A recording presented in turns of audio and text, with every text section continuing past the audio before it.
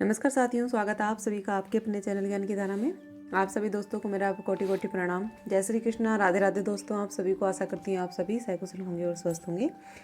दोस्तों, हमने श्रीमद् भागवत गीता के 5वें अध्याय में देखा था कि श्री भगवान कहते हैं कि भक्ति पूर्वक किया गया कर्म शुष्क चिंतन से श्रेष्ठ है।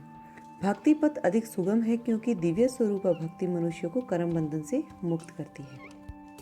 दोस्तों, आज हम इसी सिलसिले को जारी रखते हुए श्रीमद् भागवत गीता के अध्याय 6 का महात्म्य सुनेंगे।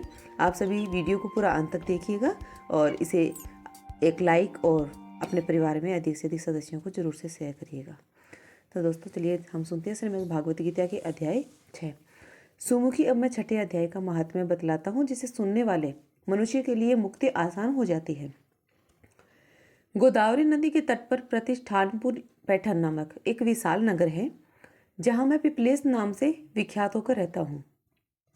उस नगर में जनश्रुति नामक एक राजा रहते थे, जो भूमंडल की प्रजा को अत्यंत प्रिय थे।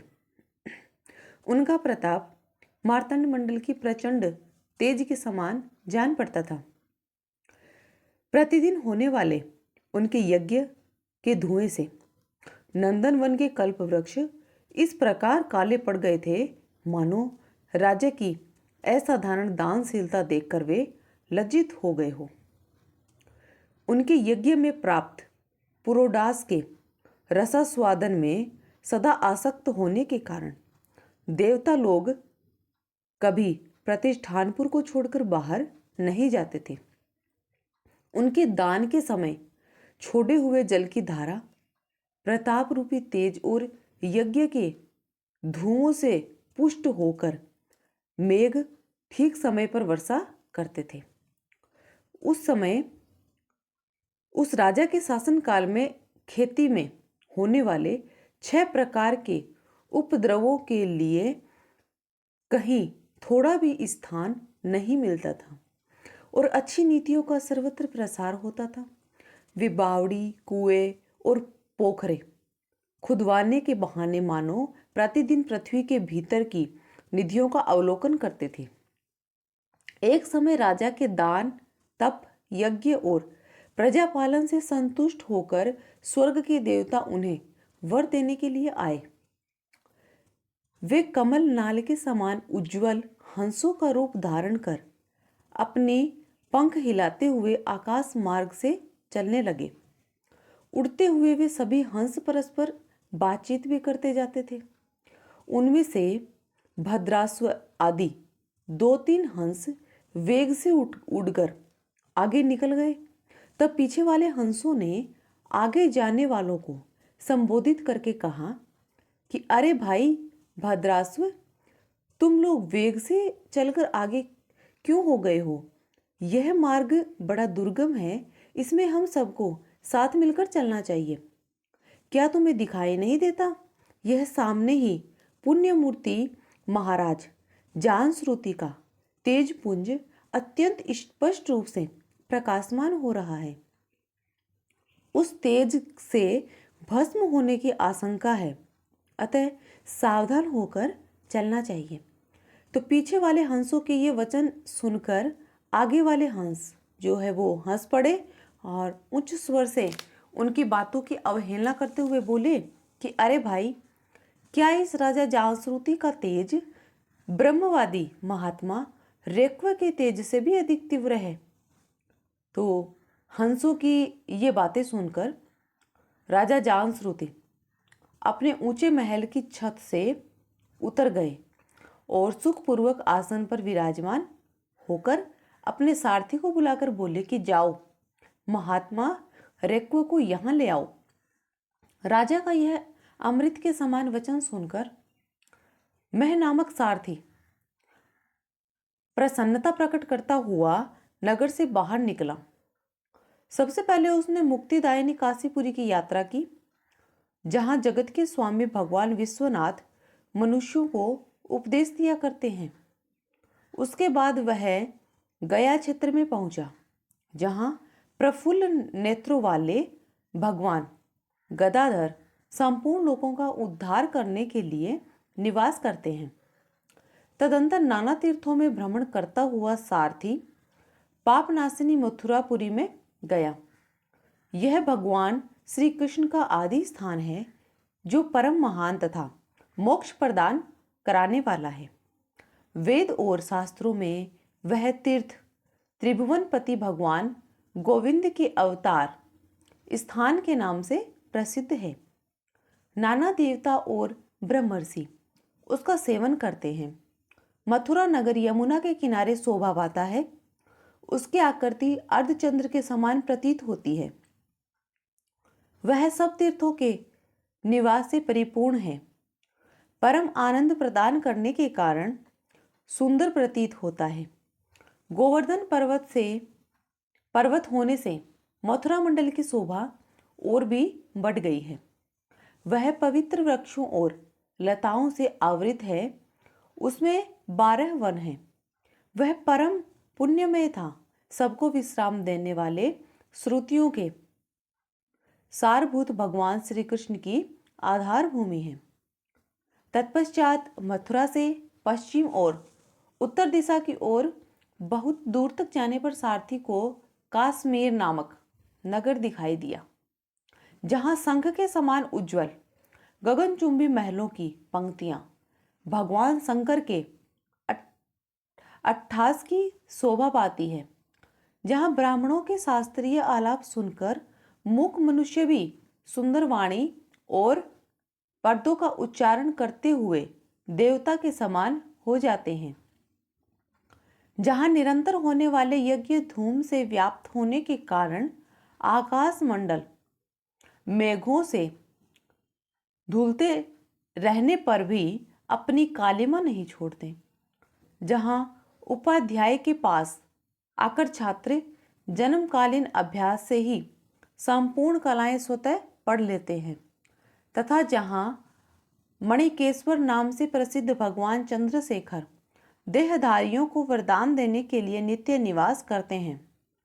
काश्मीर के राजा मणिकेश्वर ने दिग्विजय में समस्त राजाओं को जीतकर भगवान शिव का पूजन किया था। तभी से उसका नाम मणिकेश्वर हो गया था। उन्हीं के मंदिर के दरवाजे पर महात्मा रेक्व एक छोटी सी गाड़ी पर बैठे अपने अंगों को खुजलाते हुए वृक्ष की छाया का सेवन कर रहे थे। इसी अवस्था में सारथी ने उन्हें देखा तो राजा के बताए हुए भिन्न भिन्न चिन्हों से उसने शीघ्र ही रेक्व को पहचान लिया और उनके चरणों में प्रणाम करके कहा कि ब्राह्मण, आप किस स्थान पर रहते हैं? आपका पूरा नाम क्या है? आप तो सदा स्वच्छंद विचरने वाले हैं, फिर यहाँ किस लिए ठहरे हैं? और इस समय आपका क्या करने का विचार है? तो सारथी के ये वचन सुनकर परमानंद में निमग्न महात्मा रेक्व ने कुछ सोचकर उससे कहा कि यद्यपि हम पूर्ण काम हैं, हमें किसी वस्तु की आवश्यकता नहीं है, तथापि कोई भी हमारी मनोवृत्ति के अनुसार परिचर्या कर सकता है।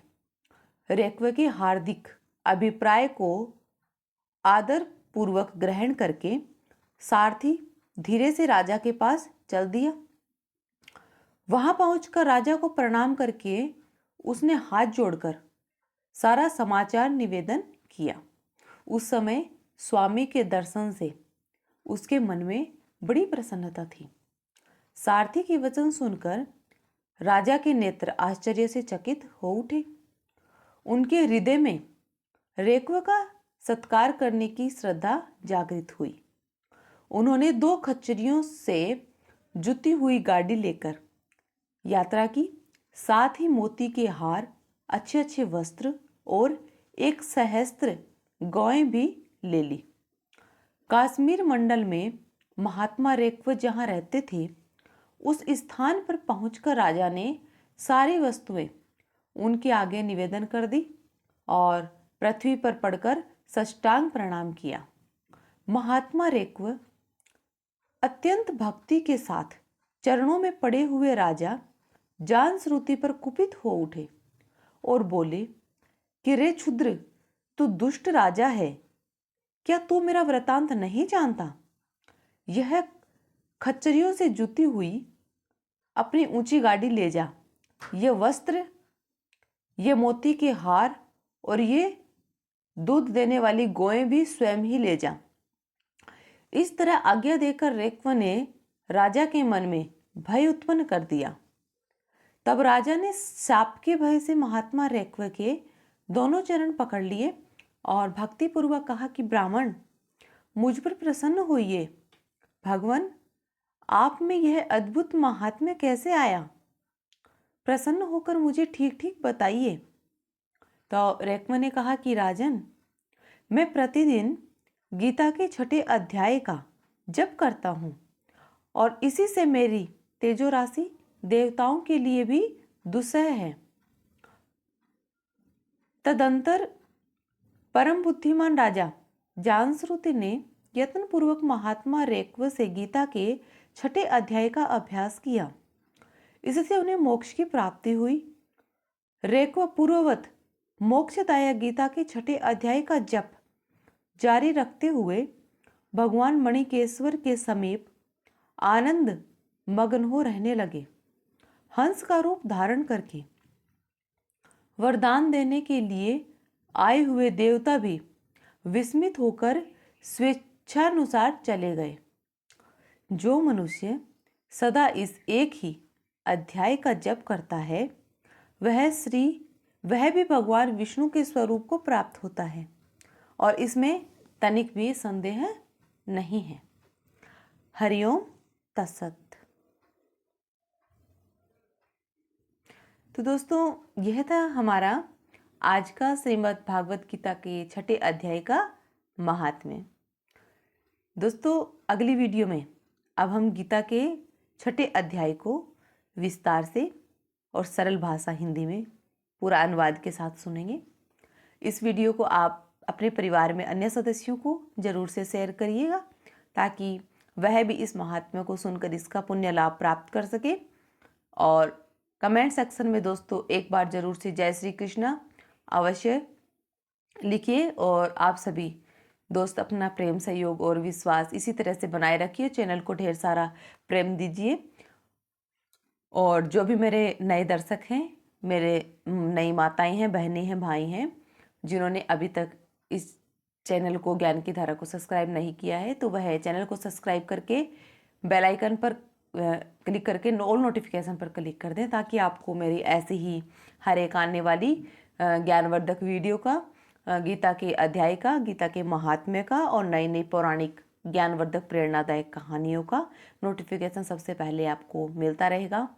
तो चलिए दोस्तों, अब हम मिलते हैं एक नई वीडियो में गीता के 6ठे अध्याय के साथ।